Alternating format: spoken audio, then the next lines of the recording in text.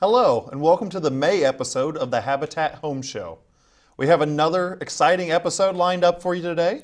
Today, you're going to see what happens to your donation after you call the Restore or schedule it online, have it picked up, and then brought back to the Restore to be sold in order to build homes in the community. We're also going to be highlighting one of our Presidential Service Award winners from this past year, and volunteer Jan Ashton. We'll be looking again at the 213 Edison Street build and our progress on that, as well as highlighting a couple items in the Habitat for Humanity Restore. And then to finish up, to save the best for last, we're going to do another segment of Norm's Know-How.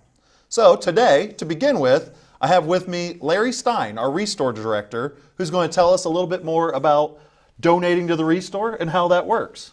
Welcome, Larry. Thank you, Brad. Yeah, thank you for coming again. I know we had an episode earlier in the season that was about the ins and outs of the Restore, but Yes. now we're going to focus on the actual donation process. That's correct. Could you remind us as we start off again how the Restore supports the mission of Habitat to provide safe, affordable housing to those who need it? Yes, everything at the Restore is donated. I only purchase a few small items, and everything is sold in the store.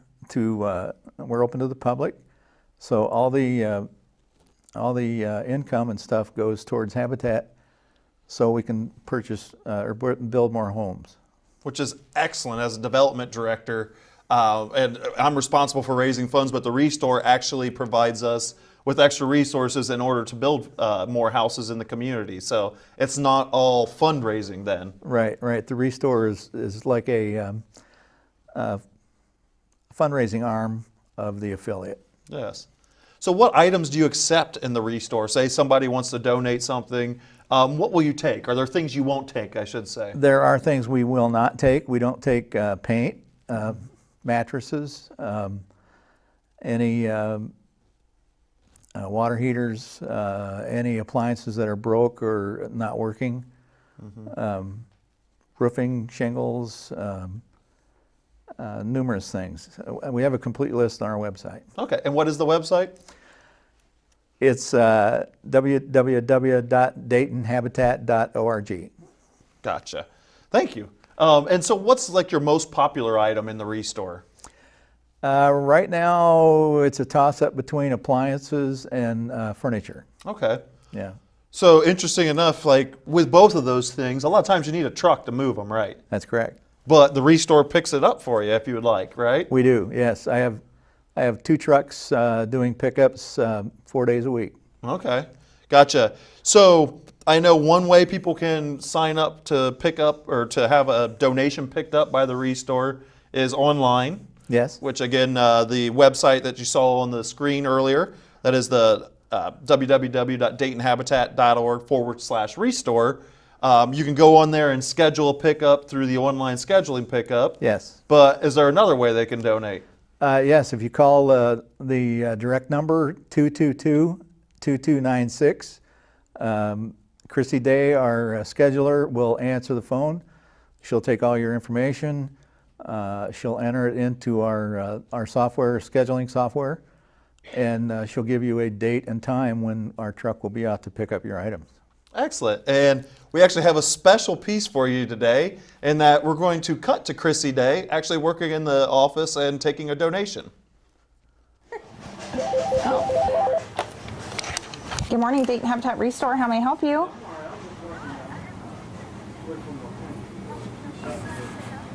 We do. May I ask your zip code, and we'll see when we are in your area next. Are you waiting to check out? Okay, so it looks like the next time we will be in your area would be, we actually have a pickup in your area tomorrow. We can schedule you for 12 o'clock if that's good. Okay, so Saturday, May 14th at 12 o'clock. And what kind of items do you have? Okay.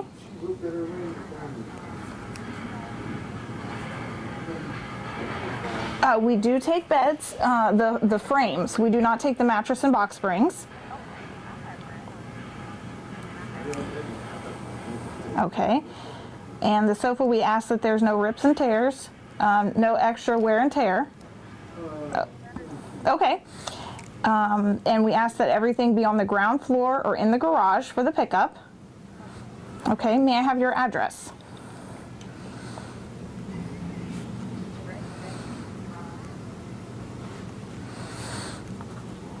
And that's Fairborn. Okay, may I ask your name?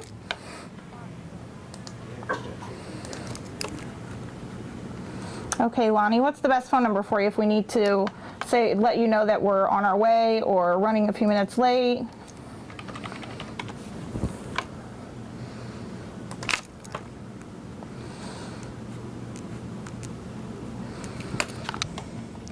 Okay, I've got you down for tomorrow, the 14th at 12 o'clock. We'll see you then. Thank you. Bye. Okay. Thank you, Chrissy. That's great. And we get a lot of calls each day from people wanting to pick up their donations, don't we? Yes, we do. Oh, go ahead. Right now we have 46 pickups scheduled between this week and next. Holy cow. So that seems to be a popular way, and I think it's what differentiates us from other organizations that you can donate things to, because not many pick up. That's correct. Yeah, a lot of organizations don't pick up anymore. We're one of the few, and we feel we have the best service out there. I would agree. Unbiased opinion here. Yeah. So how long on average does it take for, from that phone call to Chrissy or scheduling online to the actual pickup of the donation? Right now we're within 5 days. Within 5 days. Of pickup from the time we get the information. And is there a benefit to scheduling online in that? There is. You can go online and schedule at any time during the day or night. And even in the middle of the night, you can schedule online, and our software will let you choose what day and basically what time you want to have us out to your house. Excellent. So I guess so when you schedule online, the truck's going out to pick up your donation, how does the donor know when you're coming? Is there like a window of time that is allotted? There is, and our drivers usually will contact the donor that morning to let them know we're coming. And each truck driver has a tablet that connects with our Vonago software, so they can see their route. They can see what donor is next and what items they have to pick up. And if they have more items, they can add it to the donation receipt. And if the donor would like a receipt emailed to them, they just sign the tablet and it gets sent right to their email. Well, technology does some great things. It does. It does. So a lot of the donations we get are from individual donors. Yes. But we also get corporate donations, correct? We do. We do. We have a number of really nice corporations in town that are helping us further our mission. Morris Furniture is one that comes to mind. They donate a lot of returned items that was returned to their store. Everything is, we usually pick it up every 2 months, and it's usually 1 or 2 truckloads of items. We put that on our floor and discount it to our standards, and it usually sells really well. What are your standards? Can you remind us? We usually go 50% of retail, depending on the quality of the item, if it's new or used or the type of item. We'll adjust anywhere, within that area. And if the item is on the floor within 7 to 10 days, we'll discount it a little more. Our goal is to have the stuff move out the front door within 3 weeks. Okay. You don't want to take up precious space on the show floor, right? That's right. We always have stuff coming in the back door, so we need more room. Gotcha. So let's go back to the Morris Furniture then. So we actually go out to their distribution center in Fairborn, Yes, right? yes, we do. And then we just load it up from there. They have a inventory of items that they know they're going to donate to us. Yes, yes. When they have an accumulation of their stock that they want to move, get out of their way, they'll give us a call, and we'll come out and we'll pick it up at their warehouse. They give us the dock door that we need to back up to, and a lot of times their helpers or their employees will help us load. Oh, excellent. Yeah. Because there's only, what, 2 people on a truck, roughly, right? Yes, yes. And it's usually one employee and one volunteer? One employee and one volunteer. Which Yes. it's another opportunity for folks to volunteer. That's not necessarily the build site. That's one of the biggest needs we have in the Restore We for do. volunteers, right? Yes, yeah. So, Yeah, we're always looking for really good help. Any volunteer or any person that is looking for a day that you want to come in and help out at the store, we'd love to have you. Anything from cleaning shelves, stocking shelves, waiting on customers, numerous things. No experience required. we'll teach them, right? Yes. So after we pick up, let's say, the Morris donation, obviously the staff member who's driving and the volunteer then will bring it back to our Restore. What Yes. happens when it comes into the Restore then? When it comes into the Restore, the items will be taken off the truck. They'll be cleaned, inspected to make sure they're not broken, and all if it's a cabinet, make sure all the doors and drawers are there. Make sure there's no doors that are loose or anything. And once it's cleaned, they'll put a price on it, and then they'll move it out to the front sales area. Okay. And so that's a pretty seamless process then, and it's all volunteers doing that as well, right? It is. It is. We have one or two employees that are working in the back. Mm-hmm. They take turns going from the front to the back and supervising volunteers to make sure each volunteer has something to do. We don't want them standing around because if a volunteer stands around, they feel helpless or useless. Mm-hmm. So we want to make it a rewarding experience for a volunteer. We want them to come back. Most of all, we want to have fun. Mm-hmm. We like to have fun at the Restore. We get a lot of work done, but I believe in having fun while we work. And it's a good spot just to be able to, people of all abilities and ages can come in and work in the Restore in the various capacities, whether it's at the desk or in the back working with the items and the inventory that comes in. Yeah, the Restore, its lifeblood is donations. Mm-hmm. The more donations we get, the more money that we're going to make. Gotcha. And that's why we focus on donations. Mm-hmm. So if they don't, if a donor doesn't want it to be picked up or happens to be in the area, they can also drop off their donation Yes. at the store if they would like too. Yes, yeah, we have an overhead door on the side of the building where our parking lot is.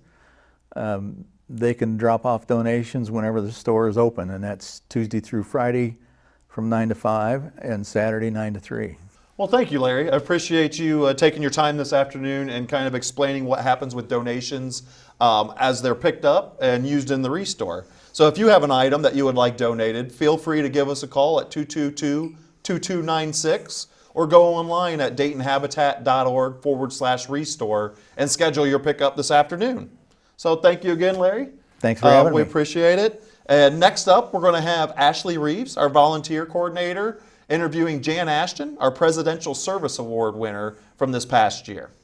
All right, welcome to our May edition of our Volunteer Spotlight. My name is Ashley Reeves, and I'm the Volunteer Services Coordinator with Habitat, so thank you so much for joining us.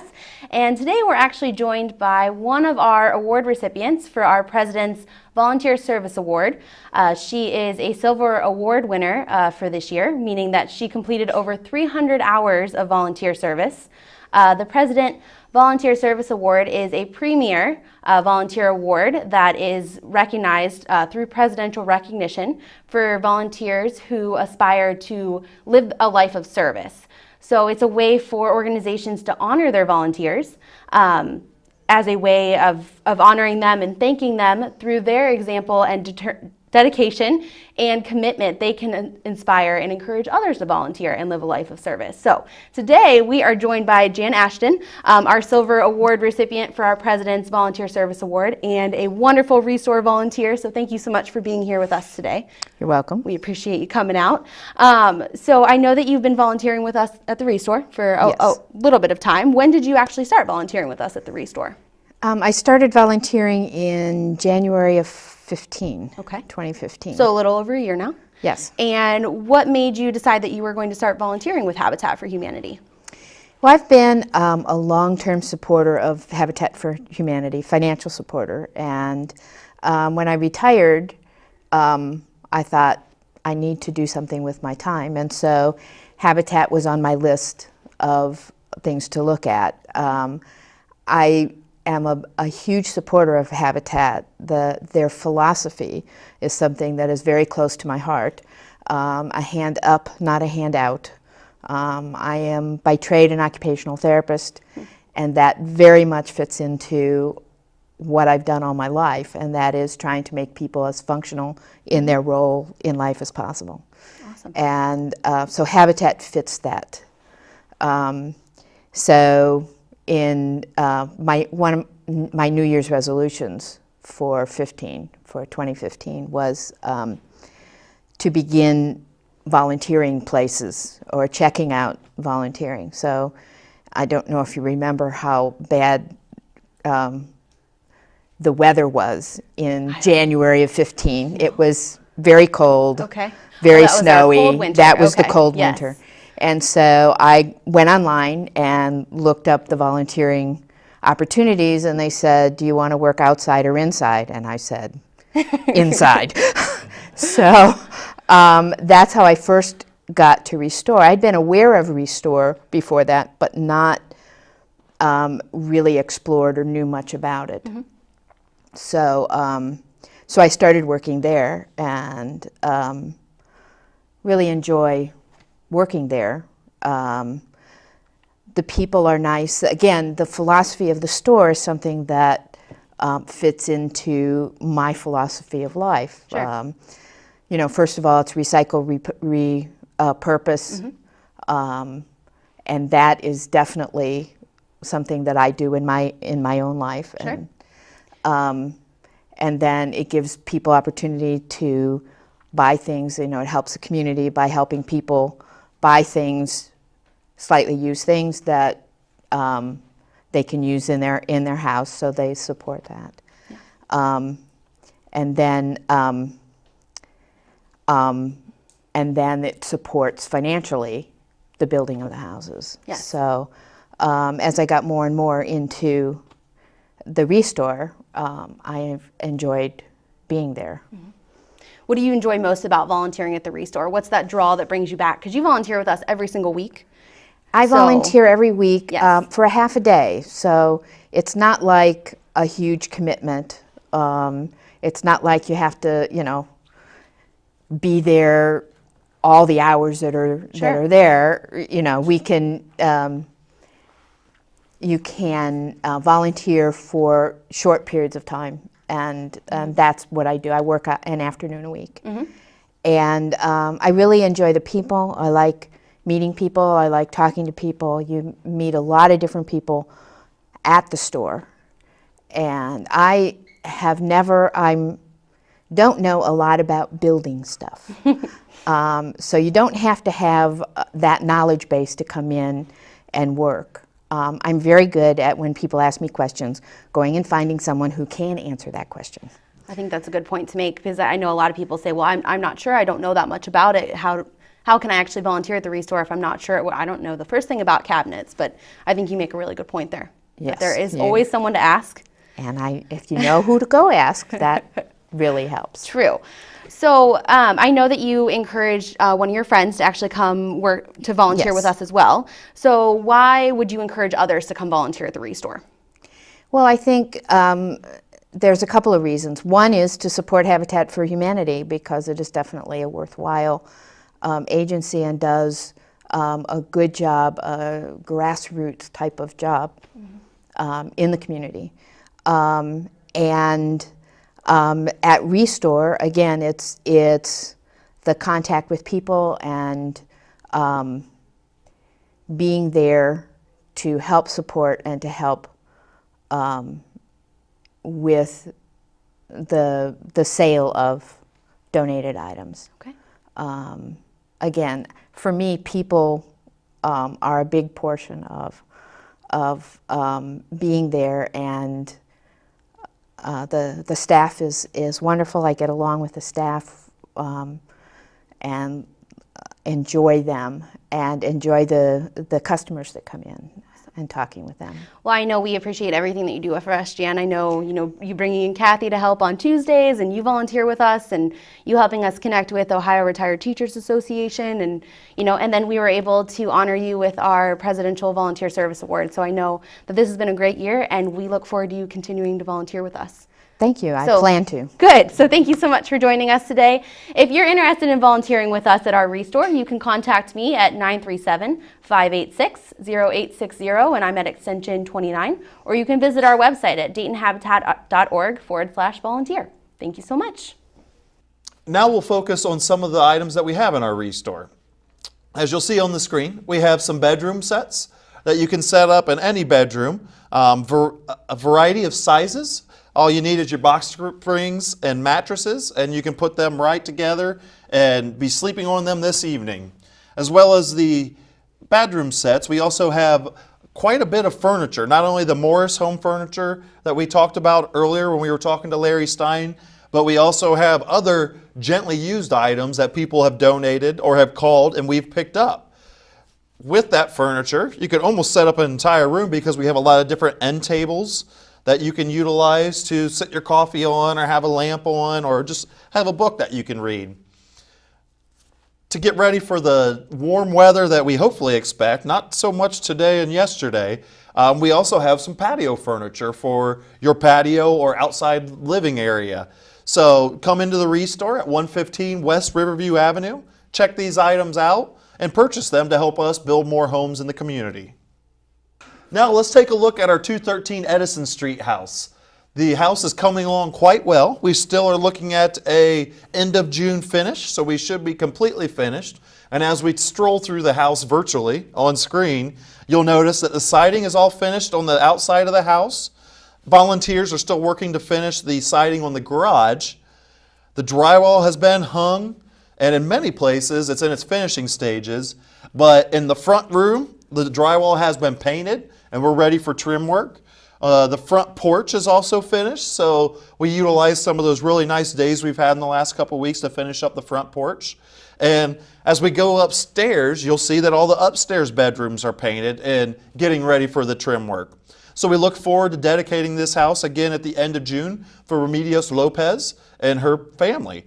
So we look forward to that, and keep an eye out for our next episode where we'll probably see the finished product.